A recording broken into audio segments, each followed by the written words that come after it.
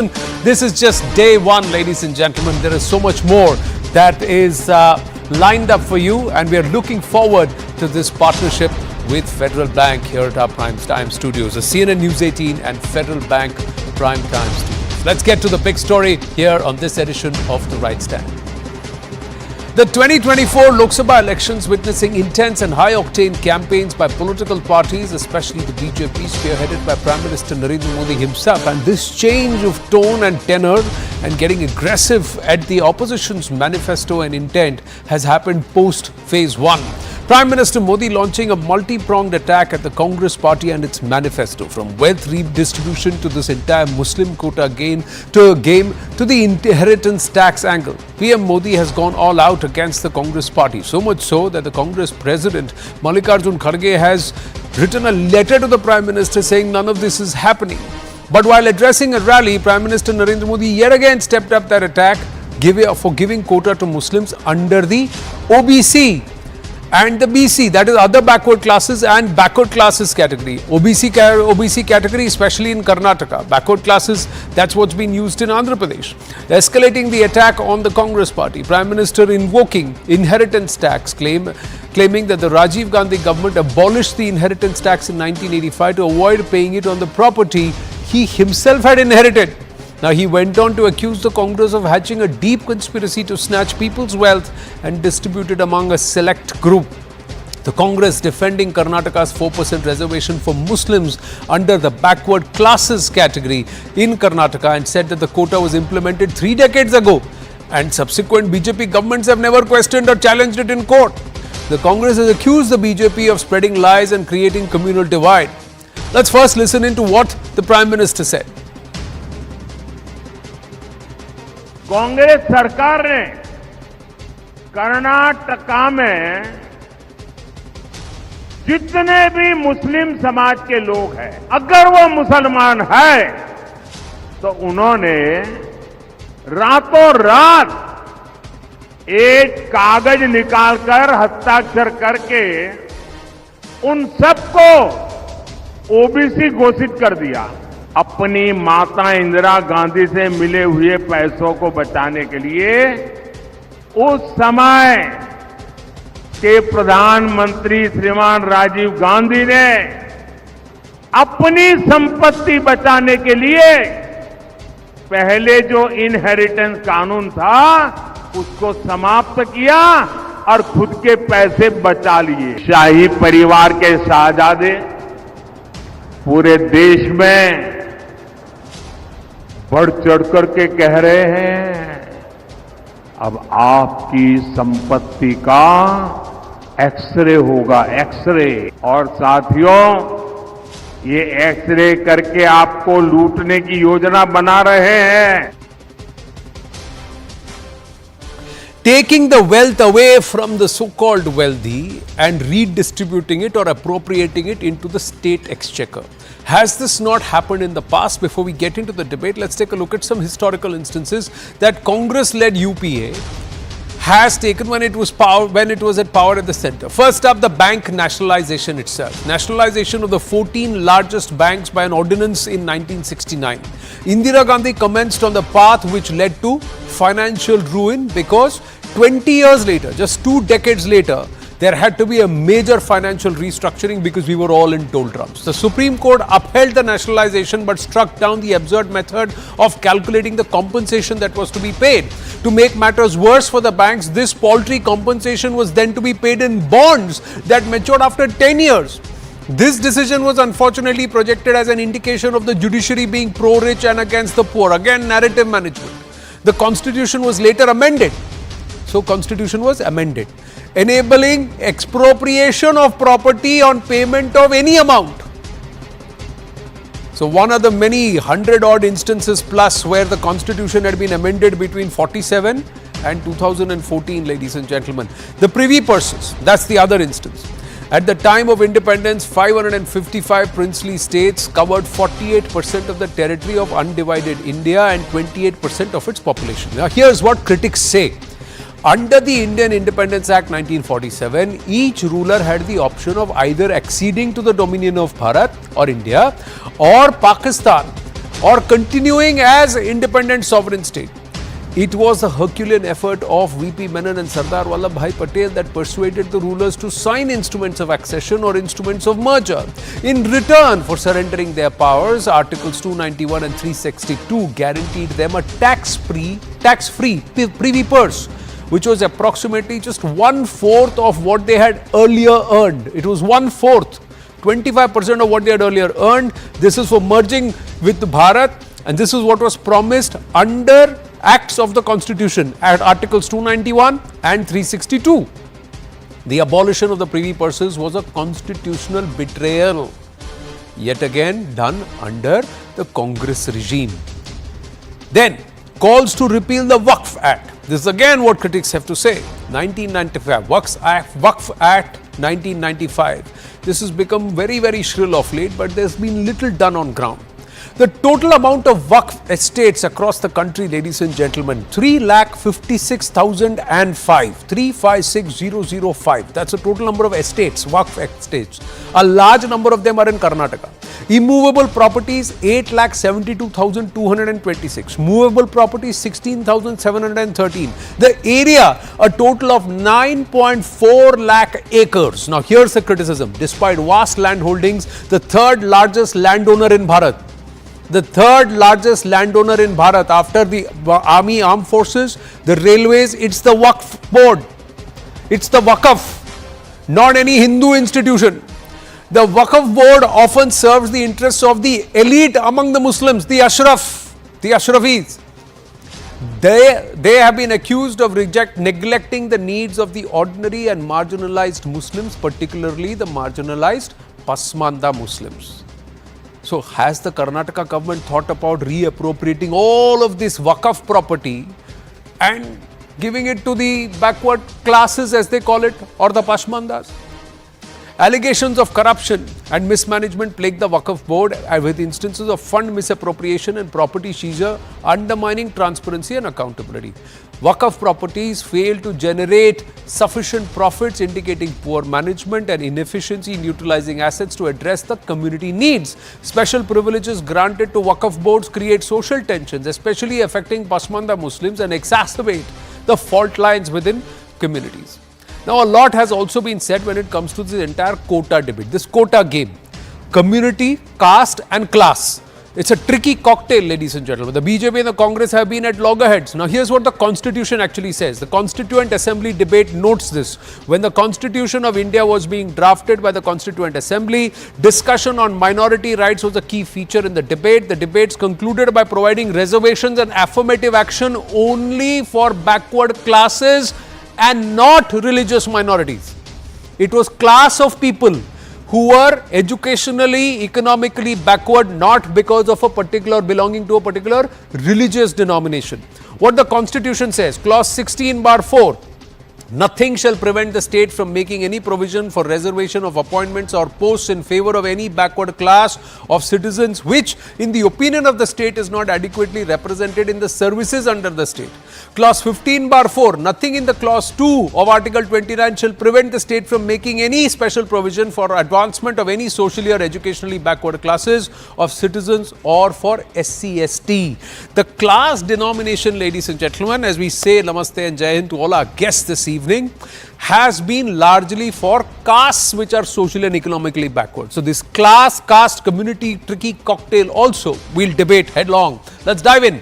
Sardar R.P. Singh, national spokesperson of the BJP with us. Rohit Mitra, political analyst who backs the Congress party with us. Dr. Anand Ranganathan, scientist, author, political commentator, author of a book which says why Hindus are 8th class citizens in our country. He's talked about the Waqf board and the Waqf Act there. Javed Ansari, senior journalist with us, and Abhijit Iyer Mitra, senior fellow IPCS, should join us very, very soon. So, what's the intent here? Let's ask that question outright. Sardar R.P. Singh, one of the criticisms is that this entire under OBC quota for Muslims has been there for 3 decades. Why is the BJP waking up to it now? Well, it's not waking up to the whole of the issue now, Anand. It was when we were in government in Karnataka, the Bombay government approached the Supreme Court and then has filed their petition there, filed their application there. But court has taken a different stand on that, and still the decision has to still to come on that. Final decision has to still come. But let's understand, when you open this door of providing class reservations for Christians and Muslims, that will lead to conversion. Let me give you a perspective from Punjab today. Today, Punjab otherwise is almost turning into a Christian state with 20% population. Not me, it's one of their pastors who claims that we have converted 20% Punjab into Christian.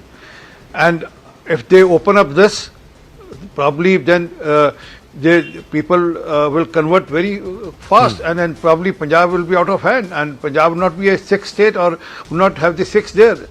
Even today, every village has a church, and every roof has a cross on the villages also, in the villages also. So something of this sort will happen in other states also. I mean, when Muslim or Christians, I mean, by religion, they don't believe in caste. They don't, and that's the reason they ask people to convert that since we don't believe in caste, so you can convert into being a Muslim or being a Christian. So then, and then, as you said, even constitutionally, they are not provided for. I mean, constitution doesn't allow any religious both Christian groups in Bharat and Islamic groups, Islam groups or Muslim groups in Bharat are hugely sectarian. There are many sectarians. The fact that there is a Dalit Christian in Tamil Nadu and there is a huge separate churches for them itself is testimony. The Andhra Pradesh movement itself secludes and identifies 14 sects of Muslims in its own thing, in its own classification of backward classes in Andhra Pradesh. So what is this whole game? If it is not sectarian, if it is supposed to be, and the whole conversion rhetoric itself is that will pull you out of caste, then you go back and say, no, I want a quota back in the same category. Rohan. Anand, good evening, first of all, and good evening to all my panelists. Anand, first and foremost, Mr. Singh forgets the man who implemented the bill which we are talking about in Karnataka is a coalition partner who they are sharing seats with in Karnataka. It was Mr. Devegowda when he was the Chief Minister of Karnataka, when he was the one who took this move about putting the Muslims into this category. So why is the Congress being blamed? You know, this whole debate, the Congress party has not even spoken anything which it has been accused of. You're talking about Muslims, you're talking about redistribution of wealth, you're talking about inheritance tax. None of this is mentioned anywhere in the Congress's manifesto. We have been very clear about this. If you, when you were opening your show, Anand, you said right after the first phase of the election, the tenor, the tone of the Prime Minister's campaign has changed. He was in Rajasthan when he made the choice of words. I don't think the Prime Minister of India should have used those choice of words, but he blamed the Congress that we were on a Muslim appeasement. We are trying to make the women of India, the Hindu women of India, sell their Mangal Sutra, sell their gold. Where does he get this from? Isn't it the job of the news media to fact check on all these questions that the Prime Minister is raising? Yesterday it was about the inheritance tax, which Mr. Sam Pitroda brought up. Today the Prime Minister is answering the same thing, that it was Mr. Rajiv Gandhi who abolished the inheritance tax. You want to question Mr. Rajiv Gandhi's reasons behind abolishing the inheritance tax, but you are forgetting when Mr. Jayant Sinha was the MOS Finance, Mr. Amit Malviya, he has deleted the tweet, but it is there in the timeline today. You can find it. It's there all over social media. These are the people who were backing of the idea of bringing the inheritance tax. So all these things are just a way to, take the focus out of the manifesto of the Congress, where we are talking about giving jobs to undergrads and diploma holders, to give 1 lakh rupees to the women. आपके इसका x ray होगा, आपकी संपत्ति का x ray होगा, and यहाँ से जिसके पास जातीय जनगणना होगी उसमें से किसके पास कितना पैसा है, वो पैसे का पूरा फाइनेंशियल सर्वे होगा और फिर जिसको उसकी ज़रूरत है उस पैसे को, जिसकी जितनी संख्या बारी हिस्सेदारी, उसको उस तरह से दिया जाएगा. It's not me, sir. It is not me. It is not me. If this is not part of the Congress manifesto, then you please then question and fact check the leader who you believe is talking out of his hat. But Sinha in the past has spoken about bringing back inheritance tax, although it never saw light of day beyond his proposition. But Amit Malviya is on record tweeting about it, advocating it. Well, I'll come to that also, but let me just fact check from the manifesto of the Congress party, page number 24, para number 5. It categorically states more women and persons belong to minorities. It says SC, ST, OBCs and minorities will be appointed as judges of the High Court and Supreme Court. Let me take it further. Page number 8, para number 7, Congress will ensure that like every citizen, minorities have freedom of choice of dress, food good enough, language good enough and personal laws. What do you mean by all this? You are not talking about making for building up or making some teachers or some engineers. You are talking about judges. You want to influence the judiciary also. And then for them, if you say, they can say that, oh, minority doesn't mean Muslim. Does the you have minority commission in the country. I give a challenge. Give me a second. You have a minority commission in the country. I give a challenge. They have never appointed any Sikh as minority commission chairman till date. Neither the vice chairman of the minority commission. This clearly shows what for them minority mean only second largest majority in the country. So nothing wrong. And then they want to bring the personal law back. So this clearly shows what the overall bigger narrative, the bigger picture, and then things fit into whatever Mr. Rahul Gandhi says, whatever the manifesto is. You have the manifesto in your hand. Does the Congress manifesto? Does the Congress manifesto say we will abolish CA? Does the Congress manifesto say we will abolish or we will roll back the Bharatiya Nyaya Sanhita? Does the manifesto say that we will roll back all of the acts that have been passed in the interest of the farmers, the 5 acts that Mr. P. Chidambaram named, that we are going to roll back when we come to power? Is that mentioned in the manifesto? Rohan Mitra, is that mentioned in the Congress manifesto? Anand, see again you're going back. See, you're asking the opposition party. No, I am asking you, you just talked about, where are these things in our manifesto? We are not even talking about it. You just said that, so I am asking you, are these things in your manifesto? Your manifesto technically is supposed to talk about 5 guarantees. Then who are these people who are talking out of their hat? And why are they saying so? Why did they say it just ahead of Tamil Nadu going to polls when they said we will roll back CA? Why did Mr. P. Chidambaram say it? With what intent? Why is Mr. Rahul Gandhi saying आपकी संपत्ति का x ray होगा? With what intent? तुम्हारा नाम यह है, तुम्हारे मालिक का, तुम किस कंपनी में काम करते हो, तुम्हारे मालिक का नाम यह है, इसीलिए तुम्हारी ये हालत है. Why is he saying that? Why is he standing in Hyderabad and saying कि आप सबको लूटा गया है, आप सबको पैसा देंगे, जिसके पास पैसा है उससे पैसा लेकर आपको पैसा देंगे? Who is he talking to? Anand, there are very simple answers to your question you're raising. Yeah. You are telling me the words Mr. Chidambaram has used. No, I'm not denying that. But you're also quoting the words we haven't used. We haven't used. So they have used. They are free to say whatever they want, which is not part of your manifesto. But if somebody else uses their words and say, "Look, this is what they intend to do," then you're questioning that. No, how does that work?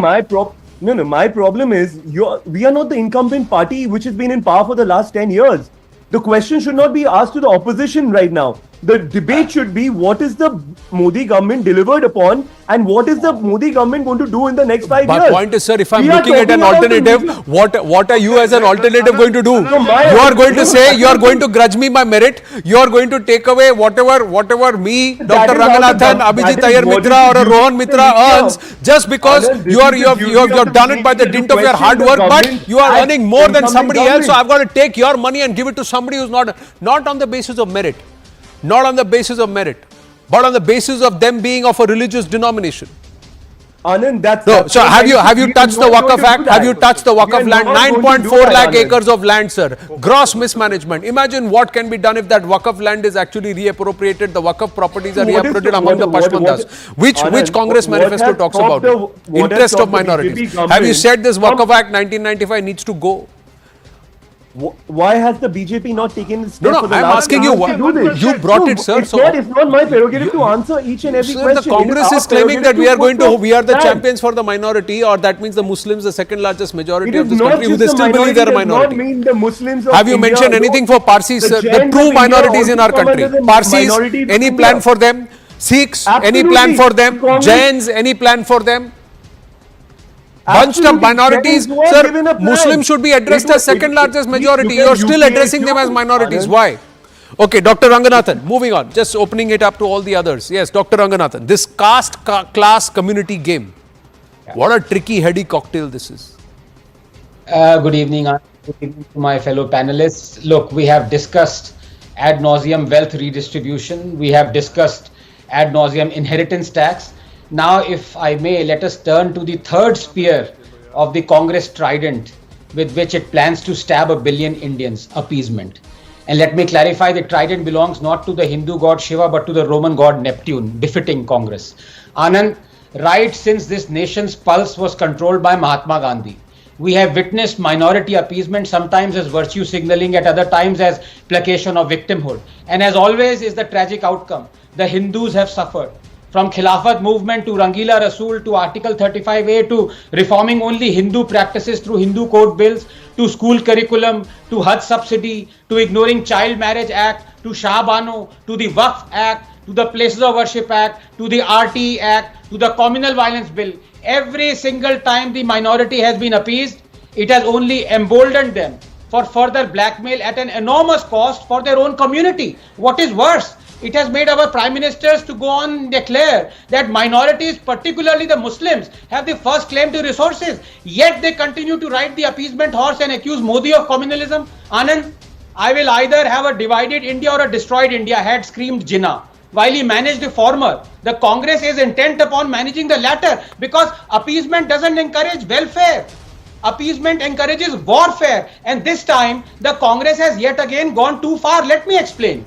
Backward classes are grouped under category 1, most backward, category 2A, relatively more backward, category 2B, more backward, category 3A, backward, and category 3B, relatively backward. There are as many as 36 Muslim communities already that get reservations under categories 1 and 2A. And in 1995, the Devagowda government gave 4% blanket reservation to all Muslims under 2B as well. It was only in 2023 that the BJP government scrapped this 4% quota for Muslims under 2B. Matter is pending before the Supreme Court. That has stayed the BJP decision. And now the Congress government has reinstated this very quota, saying that all Muslims can avail of this quota. Thing is, as backward class commission is now protesting, why then are Muslims also placed under the other two categories? Please remember that the Supreme Court, through a 9-judge bench judgment, has fixed the upper limit of reservations to 50%, 15% for SC, 7.5% for ST, and 27.5% for the OBCs. This is separate from the 10% reservation quota for the economically weaker section. Yes, Muslim classes have previously also been included in the OBC quota in not only Karnataka, but in every state. Yes, BJP governments, two BJP governments have withstood this, that all Muslims are given reservations under 2B. But to say that every Muslim of Karnataka yet again belongs to backward class and can now avail of reservations is just bizarre and makes a mockery of the real purpose of why we have reservations in the first place. And the fact that we were all right for this for 30 years, including, as I said, two BJP governments in Karnataka. This is simply bizarre and unacceptable. See, if you're looking at class, that means education and your economic ability. That means if you are backward, you don't have money and you are not educated. That should apply to anybody and everybody. How does that feature a Hindu, Muslim, Christian, Jain, Parsi, whoever it is, Sikh, whoever it is? You should just have a simple pad. Either you are educated or you're not. Either you have money or you don't. If you are not educated, if you don't have money, then you should get a particular quota and you should be. So it's purely a have and have not game. Why bring in caste and community? Then let everybody sit down and say, let's have 50% reservation for the economically weaker sections. That is what it is. That's the whole idea. Why break? And the other thing, if you are identified by caste, then how can you be identified by community? If the class identification is supposed to be for those who do not have money, then it cannot be broad brushing Muslims. It has to be, again, there has to be an economic qualification there. Muslims who are making money should not be part of this quota category. Just like we have a creamy layer problem in the Hindu groups and in the caste group. It's the same thing. Brilliantly said, Anand. But if I may take 5 more seconds, I can understand Devagowda government wanted to appease the Ashrafs, and that's how brought in all Muslims under 2B. I can understand that. I can understand that the Congress government maintained the same. But please, somebody tell me, why did 2 BJP governments also accept all Muslims under 2B? Until Bomai government scrapped it in 2023. For 30 years, including 2 BJP governments, were fine with it. Why? No, yeah, and the other thing is this inheritance, the inheritance who will come under? Because you've already put all the Ashrafs into the backward class category. So you can't have the inheritance applied to them. You can't have wealth tax and inheritance tax applied to them because they are already in the backward class category, irrespective of how much money they make. What a brilliant game this is. Sardar RP Singh, would you want to answer this? Well, I accept that we took it late, but yes, it is our government which went to the Supreme Court and went for the scrapping of it. But let me show you. I was showing you a paper. There's a special subsidy for 3 lakh rupees, 50% subsidy for auto for Muslims in Karnataka, and there's an ad by the Karnataka government which states that. So, going to any extent, I have nothing else against the community. I mean, we should do whatever we can do best. When Prime Minister announces 55 crore Ayushman card or 10 crore the gas connections or 4 crore houses, but it doesn't categorize that, okay, just only for Hindu and Muslims. They are equally beneficial, or probably they take more benefit also. But when you do this, you are trying to tinker with the social fabric also, as I told you earlier. Social fabric. You are trying to say कि अगर गरीब मुसलमान है तो उसको help करना चाहिए, पर गरीब अगर हिंदू है या गैर मुसलमान है तो उसको हेल्प नहीं करेंगे. What logic is this? This is open appeasement that's happening. Javed Ansari. No, 1 minute. Javed Ansari. If somebody is poor, they are poor. If somebody is uneducated, they are uneducated. Why break it down in caste and community? Is this not appeasement? Then what is? And secondly, should Muslims be proud that they are the second largest majority in our country? Or should they be happy being broad brushed as minority all the time and bunched with those who are not even 0.2%, 1% of this country's population? Well, that is a question which can be answered, which can be argued. But certainly, let me state at the very outset, I am against this principle of reservation based on religion, whether it is for the Muslim community, the Christians, or for anybody. As it is, this question of reservations needs to be looked at once again. Caste, the very purpose that it was meant for, appears to have been, appears to have been circumvented. Some castes, whether it is amongst Muslims or amongst Hindus, appear to have appropriated, have walked away with most of the benefits, where the ones who actually needed help are still struggling, the ones at the bottom of the ladder. So as far as reservations, and that too, especially religious-based reservations is concerned, I am totally against it. If my voice has any weight, then I am totally against it. Sir, everybody's voice matters. I'm sorry I'm interrupting you. Would you also agree then that it has to be clear distinction between haves and have-nots? If you do not the only basis for reservation should be economic backwardness. Irrespective of which caste you belong to, which religion you belong to, if you're poor, if you're educationally backward, if you're economically backward, you need help. I don't need help. I come from a relatively privileged background. I don't need help. I haven't availed of any benefits that may be there for Muslims. I don't need reservation. I don't need economic help by, it's the people at the bottom of the ladder, whether it is the maid Kamla Devi who works in my house, absolutely, or my driver or the other. They are the ones who need it.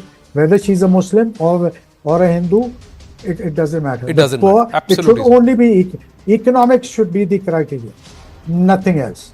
But none of the political parties are openly advocating it. None of them are saying No, 50% they- reservation, let it just be the economic poorer class. I just heard Prime Minister Modi the other day in an interview to somebody explaining this question. He says, look, the Muslims are getting it. हमारे गुजरात में, हमारे राज्य में, and he listed about 27 or 28 Muslim castes मिल रहा है. Even he didn't.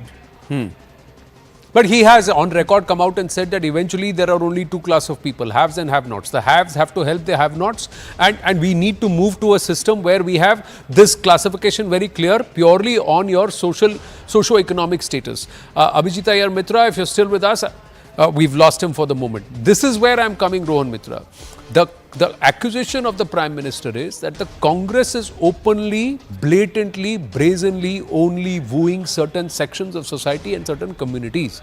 It is continuing to go ahead and tell the Muslims, you need help, I'm the only one who will help you, this is how I'll help you and I'll openly appease you. You give me your votes and I'll give you this quota and I'll give you that quota because you're still weak, you're still backward, you're still not able to stand on your own. But that's not the truth. Anand, I mean, the Prime Minister is free to convey whatever message he wants because that's his job. He wants to win this election. Coming back to your main point, I was listening to Mr. Ranganathan very well. See, the point is, let's accept it. Country, any political party needs numbers, the majority, right?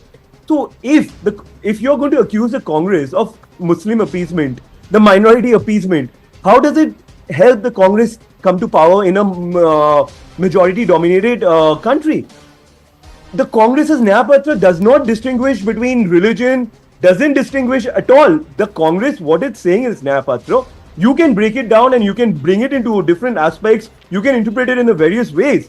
But the major point is, we are talking about giving jobs to young people who have an undergrad degree or a diploma degree. We are talking about giving money to the lady who runs the house so that, that their kids can go out there and look for jobs. We are talking about increasing the Manrega wages. We are talking about giving, legal MSP guarantee.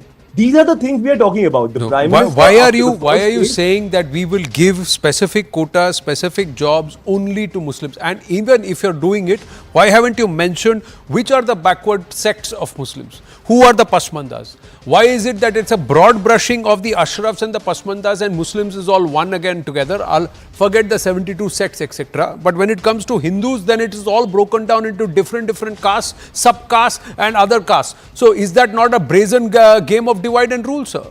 Why is it that your minority patra does not mention the various sects of Christians who are actually being branded as Dalit Christians and others and who are again one on the bottom rung of the ladder among the Christian sect system?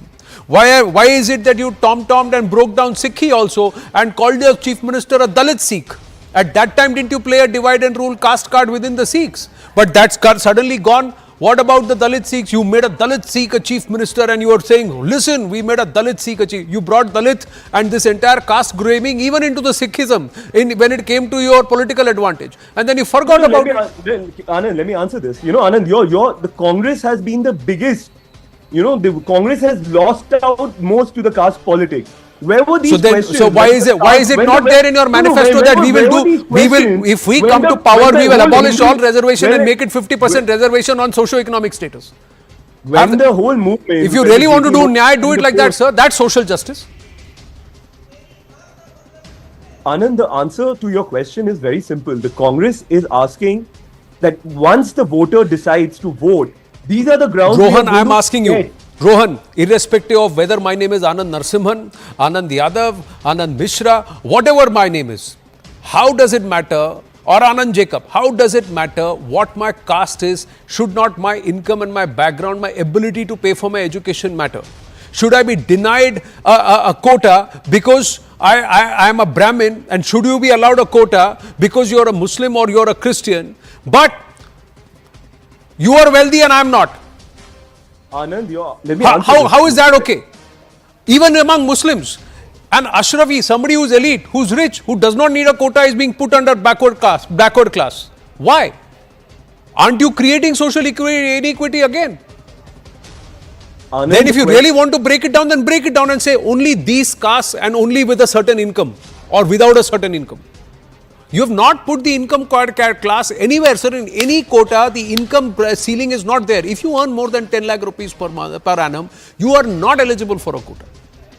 Anand, Whatever the number, let's debate and discuss that number. Going very deep dive. You're going to No, sir. This is what is creating the inequity. Because then you are telling me, Rohan, you are telling me, I am broad brushing you as a community and putting you in a backward class. Then I am going to say, I am going to bring an inheritance. I am going to bring an inheritance tax, and that inheritance tax will be applicable only to the general quota. Because everybody else is already decided in the other quotas. So the general quota of 50%, which includes largely Hindu caste and Hindu upper caste, they will be the ones who will have to pay this inheritance money. Why? Because you will not come under the inheritance clause because you are already backward class. You are already OBC. Judgment based on the 50 page. No, look at how the construct is, sir. Look at how the construct is. My X-ray is not for those who are under the quotas. Is your X-ray for all those, for everybody, anybody and everybody? Is your X-ray for a farmer who earns 20 crore per annum? Is your X-ray for a rich farmer? Is your X-ray for an Arthia? Will you take that financial survey X-ray to those people? Without an X-ray, how will you know who's standing where? That's exactly what I'm asking you. Will you take the X-ray in that direction, or you will say, "Arey, wo to kisan hai, let's not go that direction. Wo OBC hai, let's not go in that direction. Wo SC ST hai, let's not go in that direction." So which direction will I go? Only towards those who are in the general quota. Without taking into account. Look at the big divide and gap. Sir, everything is interconnected. Everything is interconnected. Dr. Ranganathan, agree, disagree, sir? Anand, I really pity for my good friend Rohan. Galti Rahul kiya, phas bechara Rohan gaya. Let me explain. You see, it's been a month since the Congress manifesto came out. Just one example of a promise that that the manifesto promises, which is it will deposit, no questions asked, 1 lakh rupees into the account of every woman belonging to a poor household. Now, any sensible party, I'm not saying Congress is not full of sensible people, of course it is, would have used this 1 month to come up with a figure. How much will it cost the exchequer? What constitutes as a poor household? I'm still waiting. Rohan, I'm still waiting for the one word figure. How much is it going to cost? Yeah, I'm just going to quickly check if Abhijit Iyer Mitra is back with us. How much? Can I answer that? For the women, okay, I'm going to answer all the three. For the, for the students who are going to get their stipends of 1 lakh, the exchequer it's going to cost 10,000 crores. For the women, it's going to cost 10,000 crores, and for the farmers, it's going to be 2 lakh crores, which is the same amount which the capitalists were given. No, you allow me. Just 10,000 crores for depositing 1 lakh rupees in the account of every woman belonging to every poor household in India. Just 10,000 crores? Are you kidding me? That is the number. No, that is the number we've come up with. Now you. So how many poor households are there? Fine. How many poor households are there? The assumption is 10,000 crores for the women. Poor households? 10,000 crores. No, how are you justifying this number? How many poor households? 1 lakh rupees. 1 lakh rupees in the account of how many women, sir, is equal to 10,000 crores. This is the assumption we are working under. No. What kind, sir? Assumption we are working under. Assumption should not make an ass of you and me, sir. No, when you assume, sir, it should not make an ass of you. What is the number that you're looking? With due respect, those who are creating wealth for the country, you will not give. Abhijit Iyer Mitra. All the women who are in our country who are ineligible or who are eligible, that amounts to only 10,000 crores, 1 lakh rupees which they'll put in their account, and they will take 2 lakh crores from the money that's been given to the capitalists, and they will put that money straight into all the Kisan's accounts. And they will not ask which Kisan it is. Is it a Kisan who's also an Arthia, who's also sitting on more than 20 hectares of land? No, that does not matter. Do you know, Anand, several of the people in the Congress happen to be some of the richest quote-unquote farmers around. I suggest you just do an open Google search of who owns what in terms of farming land and see how many of them list themselves as professionals. But Rohan's made several points, Anand. If you allow me, I need to go past them one by one. Because, this entire thing of distribution, this didn't start now. Nehru, Bengal used to be a developed state. Nehru destroyed it piecemeal by all his industrial policy resolutions, starting, of course, from the freight equalization policy and the 1957 industrial policy resolution. Every time anybody made any wealth, it was taken away to be distributed. You know, Rohan asked a very important question. Why are you bringing up things that are not there in the manifesto? I am bringing up the Congress's own record of actions and the speeches of their leaders. So if you'll give me about 2 minutes, right? I remember they had impoverished the country so much, Anand, that my own grandmother in 1962, Vijay Lakshmi Pandit, had come on a collection drive where my grandmother had to remove the gold chain from her Mangal Sutra and donate it for the defense of the country. So please don't tell me that you're not asking for our Mangal Sutra. My own grandmother's gold was given to this Nalayak Sarkar of the Congress to defend this country from the Chinese. Okay, so don't give me this, we never asked for your Mangal Sutra crap. Vijay Lakshmi Pandit came to our street and asked for it. Okay, Nehru's own sister. Who was she? Was she in the Congress? Yes, na? Then who the hell was she? So Congress didn't ask for Mangal Sutra. What nonsense. Next. Merit. They're talking about inheritance, privilege, and merit. By what right is Rahul Gandhi sitting where he is? Is he a post holder in the Congress to be sitting and determining Congress policy? Who is the president of the Congress? Mallikarjun Kharge. What is Rahul Gandhi doing sitting and determining policy? They have a little puppet sitting out there, and this fellow sitting here. What is his merit, Anand? Zero. What is the redistribution that's going to happen to him? Where is his privilege going to get redistributed to? Nothing, zero. He will stay where he is. All of us will have to give up our privilege. Next, he made a very important point about fact checking. It's very curious that they employ a fact checker who keeps tweeting Hamas propaganda, ISIS propaganda, God knows what else, and their own home minister goes around referring to him as yes boss. Imagine a home minister referring to a Hamas propagandist as yes boss. This is the Congress on National Security. Why? Who is Manmohan Singh? Is he a member of the Congress party? Was he actually the Prime Minister? We all know the cabinet was a secondary tool in those days. The NAC was the real cabinet and Manmohan Singh was the puppet. But even Manmohan Singh, your own puppet Prime Minister, why did he say the terms particularly Muslim? Why does every action since then particularize the Muslims for everything, including the OBC reservation that our friend Anand Ranganathan just raised? Finally, you know, he asked a very good question. What about Jayant Singh? What about Amit Malviya, who deleted his tweet? What about Arun Jaitley? Who is Jayant Sinha today? Where is Amit Malviya today? Is Amit Malviya part of the government? Is Jayant Sinha part of the government? Is Arun Jaitley even alive today? No. But you are talking about a party in Rahul Gandhi where even when the cabinet took a decision, the extra constitutional power of this man was so great that he could just tear up a document and the cabinet would have to change its entire policy. Look at the sheer extra constitutionality of it. So please put this in perspective. Rahul Gandhi saying something is not the same as Arun Jaitley saying something, Jayant Sinha saying something, Amit Malviya saying something. Arun Jaitley may very well have been the finance minister.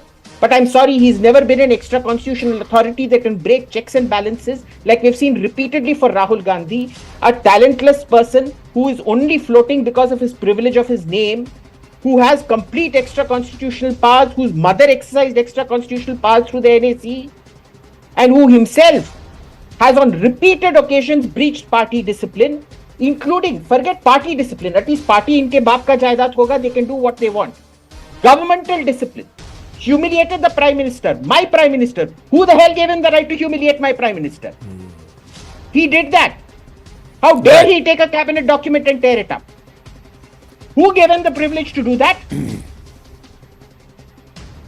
Well, so please spare us this nonsense. Well, that's what. Anand, can I just come in with 5 seconds? Yes, Because, 5 seconds, yes. and then Javed Ansari, final comment. We got just about 1 minute to go. Yeah. My good friend Rohan said that the cost of putting 1 lakh rupees in every woman account from every poor household will be 10,000 crores. That's what Rohan said, and you heard it as well. According to Rohan, then there are only 10 lakh poor women, i.e. only 1 million poor households in India.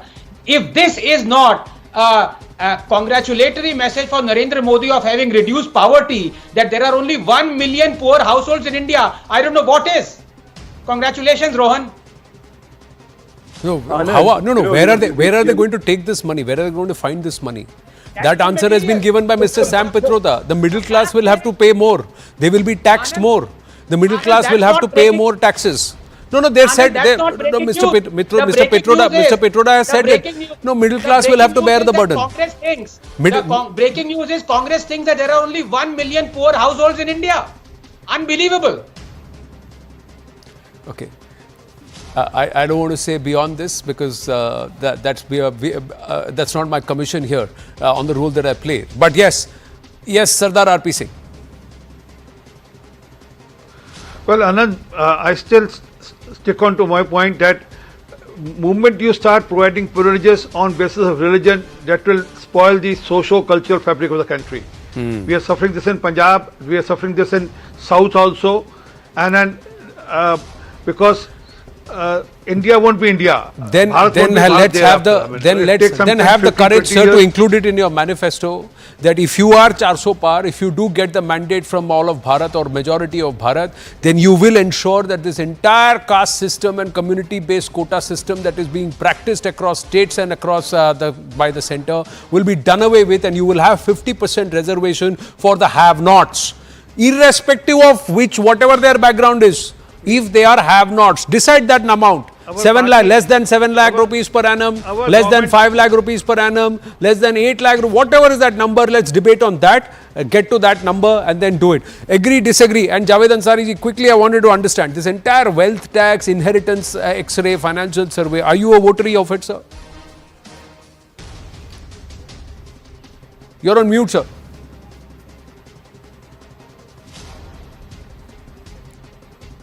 I do not think this issue has been thought through. It's one thing to say something and get instant applause, which a lot of politicians are guilty of. This is a far more complex, serious issues, and a lot more thought needs to be applied. You can keep banding about these numbers, but I don't think the Congress Party and whoever's brainwave this is, they haven't just thought this through. Thank you everyone. Thank you very, very much. I'm just going to request Sardar R.P. Singh and Rohan Mitra to stay on. Dr. Ranganathan, Abhijit Ayer Mitra and Javed Ansari. Thank you very much. We're going to take a very, very short break. When we come back, ladies and gentlemen, here at our CNN News 18 and Federal Bank Prime Time, we will take you through the developments of the day. The Cong Bastion is going to be challenged. Our Rahul Gandhi and Priyanka Vadra heading towards Amethi and Raebareli. We'll get you the inside scoop. Stay with us.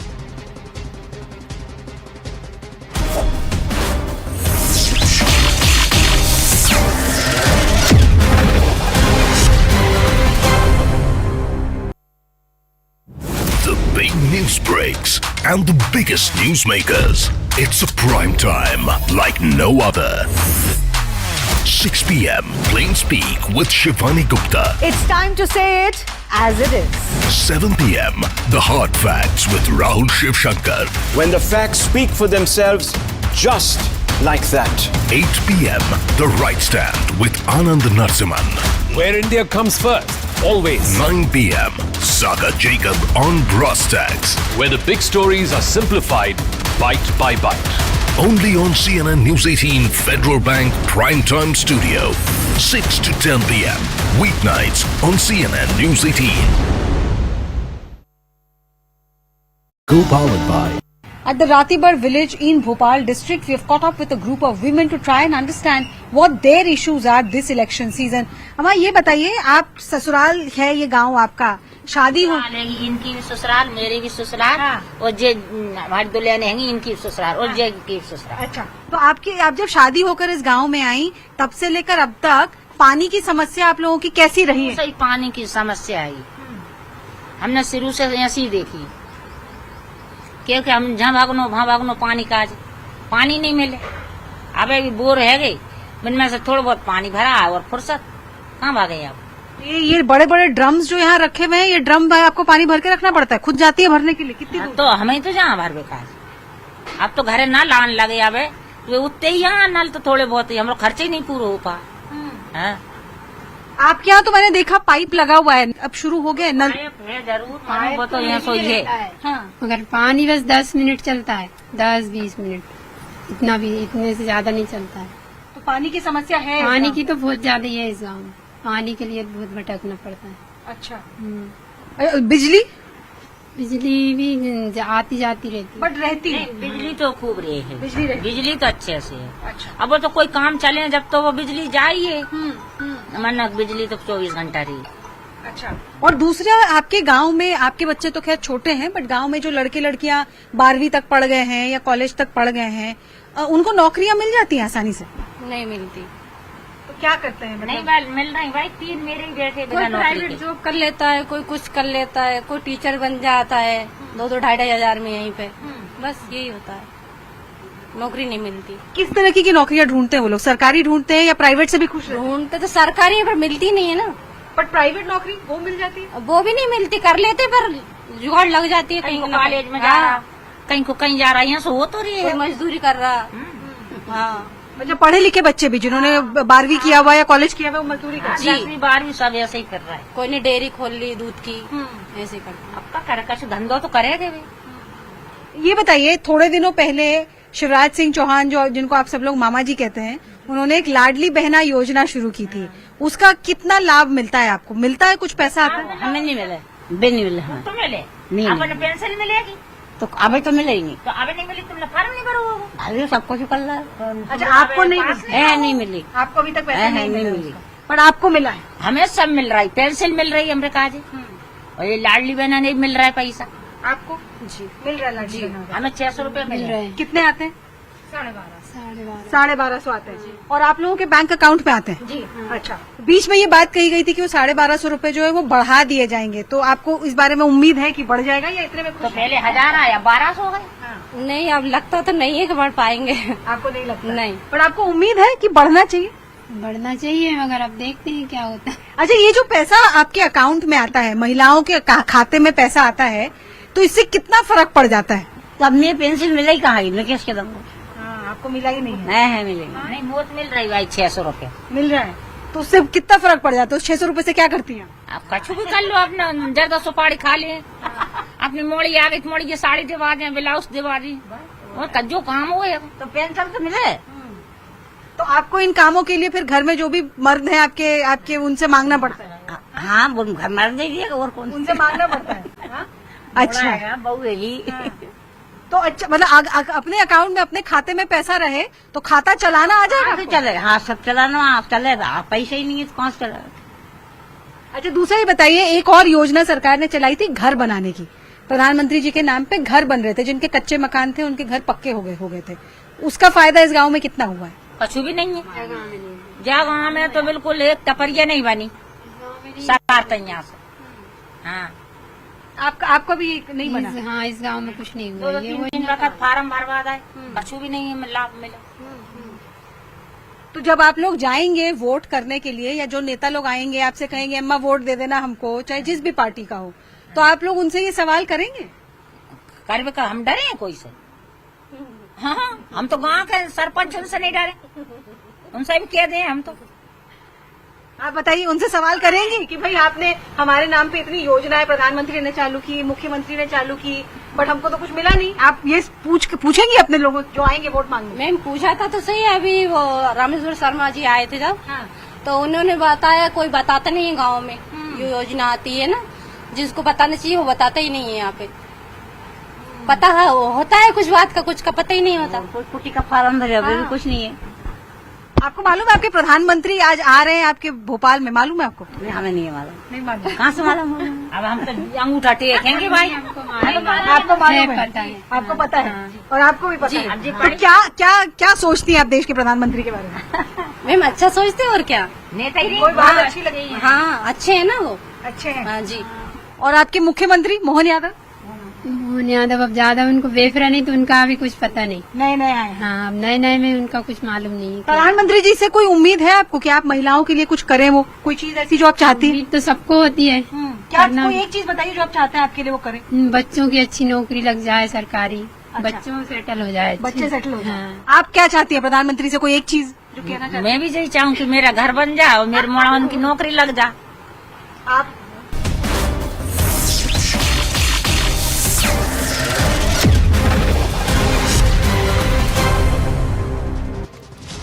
26th of April, phase 2, go out and vote, ladies and gentlemen, and we are given to understand that soon after polling happens in all of Kerala, that includes Wayanad, the announcement by the Congress party would come through. As we welcome you back at our N18 and Federal Bank Primetime studio, the news is Rahul and Priyanka will be contesting from Amethi and Rai Bareli respectively, and ahead of their nomination, they will also be visiting and paying their respects to Ram Lalla at Ram Mandir in Ayodhya. Sardar R.P. Singh and Rohan Mitra with us. Sardar R.P. Singh, quick comment, your thoughts? Well, the Wayanad election will be over, and now politically it suits them. Until now, it didn't suited them because of the Wayanad election, and because party which couldn't flourish their flag, I mean, which could take flags in the procession, in the political rallies, because the IUML has told them not to use their flag because it reflects of the Indian national flag also. And they said you can only use the symbol, hand symbol, not the flag. So you can very well understand what sort of pressure they would have been under from the IUML, the Muslim League in Kerala. And that's how, since the election is going to be over now and in the Wayanad, so they are open to go to temple. But anyhow, they're still welcome. I mean, anyone who goes to temple is welcome. No, but how is this being honest with the Wayanad voter, Rohan Mitra? Wayanad vote in, then uske baad. But Anand, what is the problem? What is the problem? I mean, I don't even know. I mean, it's your sources which is breaking the news. But even if Mr. Gandhi and Mrs. Priyanka Gandhi Vadra decides to stand from Amethi, isn't that what everyone wanted? I mean, all these days it was, why aren't they contesting? Why are they running away from contesting? Why are they only contesting in Wayanad? Why are they only contesting in South India? Now that they are going to contest in Amethi and Rai Bareli, according to you, so it is just it's a normal thing. If the Congress party is confident that their candidates of Mr. Gandhi's, they can take a shorter time and campaign and win the seats, then so be it. I mean, this is the way. I mean, there's nothing wrong. The Wayanad elections haven't gotten over yet. It's going to be tomorrow. I mean, I don't know when. It's a simple question. 30 seconds, sir. Give me 30 seconds. Yeah. I'm just saying. Mr. Gandhi, can I why make a he point? was doing the east to west Nyaya Yatra also, he was stopping in all the temples possible. If you remember, he was stopping in Madhya Pradesh, even in Bengal, he was stopping in all the temples. So there's the Mr. Gandhi has never stopped himself from going to the temples. It's just that he doesn't like being photographed, or he doesn't like photographs about his faith. But the BJP keeps pointing that out, that, why is Mr. Rahul Gandhi not going to the temple? Rahul Gandhi. So are you saying that he will go to Ayodhya? He will go to Ayodhya and there will be no photo opportunity. There will be no media invited, and there will be nobody who will say pictures, and there will be nothing done for the pictures when they go to Ayodhya. If and when they go to Ayodhya. Sardar RP, okay, we'll see. Sardar RP, no, I'm asking you, sir. I'm asked, sir, Pran Pratishtha happened in Jan 22nd. Today is 25th of April. Ram Navami also passed earlier this month. And they passed through around Ayodhya, but they skipped Ayodhya during the Nyaya Yatra. They skipped Ayodhya during the Nyaya Yatra. Yeah, they skipped Ayodhya during the Nyaya Yatra. When they were passing through that journey, they skipped. They skipped. No, they skipped. I'm just saying. Like you are saying, I'm also just noting some facts. I'm not quoting something which is I'm not pulling anything out of my hat, a figment of my imagination. It's what yes. Sardar RP Singh has the point. If they wanted to contest two seats, should they have said it right in the beginning? None of them, neither Pandit Nehru, Indira Gandhi, neither Rajiv Gandhi, neither Sonia Gandhi, neither Rahul Gandhi, neither Priyanka Vadra has ever visited Ayodhya Ram Temple, ever. But yes, except Rajiv Gandhi, all of them have visited, including Rahul Gandhi has visited Baba's tomb. So this shows what the intent is. I mean, they can go to any extent for vote bank politics. To this level that, and you can correct me if I am wrong, that they have gone to Hanuman Gadi, but they never visited Ram Lalla when he was in a tart. So that is also Priyanka Vadra. I remember recently she had gone to Hanuman Gadi, but she did not go to pay her respects to Hanuman Lalla, to Ram Lalla in a tart. So let's come back to the actual question. The question is, if he was going to contest in Amethi, why not announce it right in the beginning? why not be honest with the Wayanad voter also? That I'm going to contest both places. The people of Wayanad already know. Even last time, Mr. Rahul Gandhi was contesting 2 seats, Anand. This is not the breaking news or something. No, last time he was upfront about it. This time it is after the poll ballot is being cast, then the announcement is likely to be made. That's what we are given to understand here at News 18. I'm going to wind up on that note. We've run out of time. Let's see how it pans out. Let's see how it pans out. Sir, I've run out of time. Sir, I've run out of time. It's time for Brass Tacks with Zakir Jacob. Thank you, Sardar R.P. Singh and Rohan Mitra. Winding up.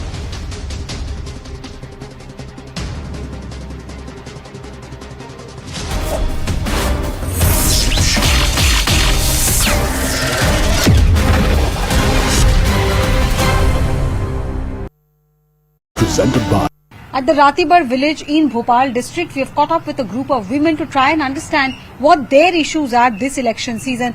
Amma, ye bataiye, This is CNN News 18 and Federal Bank Primetime Studio.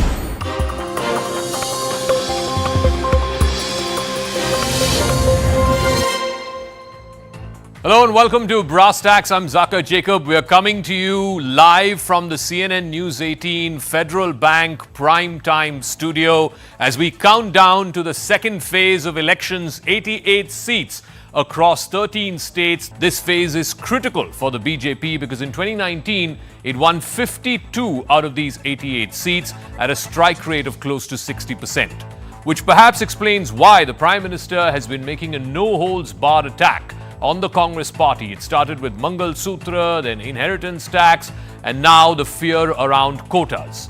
Today, the Prime Minister repeated his line that the Congress wants to snatch away quotas from SC, STs and OBCs and give it to Muslims, just like they have done in Karnataka and in Andhra Pradesh. In Karnataka, Chief Minister Siddaramaiah has hit back, saying that this is a quota that has been in existence for the last 30 years. It was first brought in Karnataka in 1994 when Mr. H.D. Devegowda was Chief Minister of the state. Mr. Devegowda and his party, the JDS, today are allies with the BJP. So the question is, as Karnataka, one half of Karnataka goes to polls tomorrow, 14 out of 28 seats, a state in which the BJP got a maximum number of seats. Will this become the singular talking point? Will this charge of appeasement by the Prime Minister and the BJP stick, or is this a sign of desperation? That's what we will put to our political panel that will be joining us in just a moment. But first, the story of the day so far.